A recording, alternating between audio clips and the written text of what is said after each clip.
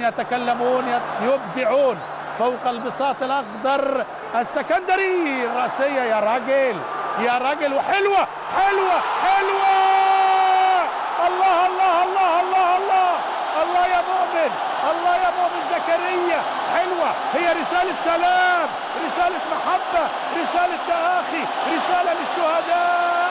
الله الله الله. حينما تكون الرسالة راقية رائعة ممتعة يعني جميلة فيها كل اللوحة الإبداعية، ولم لا؟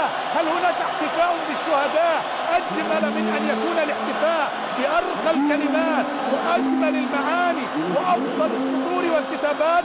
هو إبداع كروي يسطر فوق البساط الأخضر. مؤمن زكريا ينفجر إبداعا بتصويبة ولا أروع. يا سلام عليك يا كرة القدم، يا سلام عليك يا مؤمن يا زكريا. روعة الروعة يا ابني. خد الكرة اللي مرتدة على طول من كايدي وصوب. بص شوف، بص شوف الروعة، الجمال الجمال الجمال. الله عليك يا كرة القدم، راسمة البسمة وعلى طول التي تقول للعالم مصر صامدة، مصر للنادي الأهلي. لعب على طول من الشلهوب.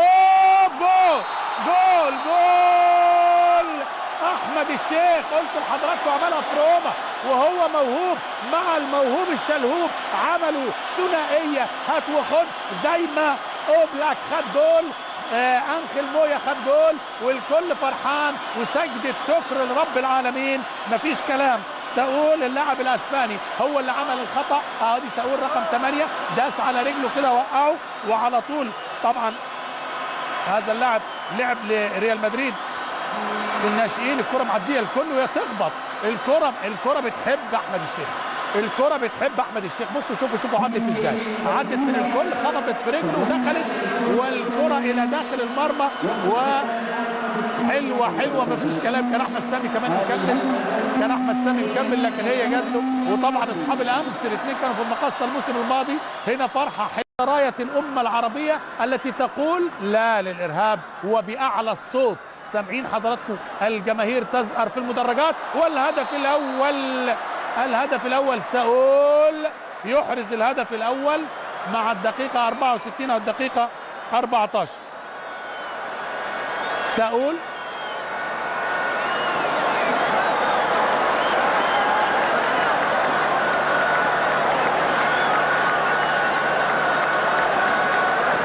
الدقيقة 19، الدقيقة 19 ساول.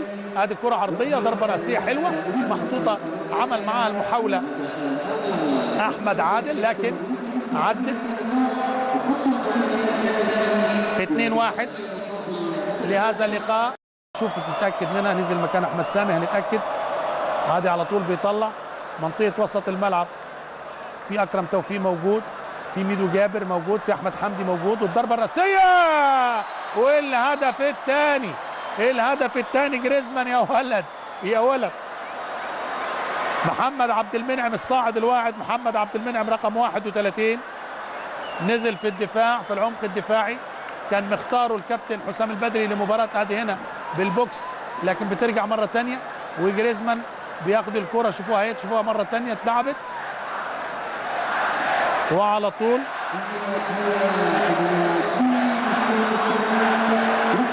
الى داخل الاهلي او الاهلي واتلتيكو مدريد، والهجمه المرتده السريعه وبيحاول يعدي ويلعبها وخطيره خطيره خطيره. والهدف الثالث، الهدف الثالث للخطير جاميرو. كنت فين يا راجل؟